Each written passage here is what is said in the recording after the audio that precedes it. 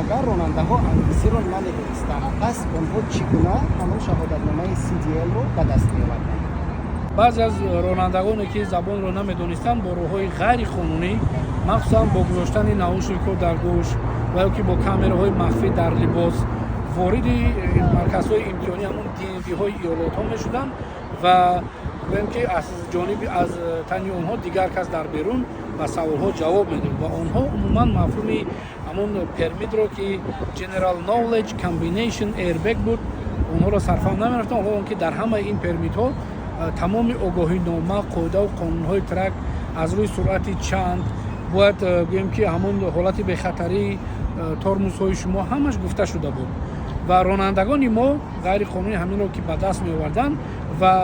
дар фаъолияти минбаъдашон дар нуқтаҳои назоратӣ вестешнҳо ва бо ҳангоме ки бо полис рӯбарӯ мешуданд мушкили забон доштанд.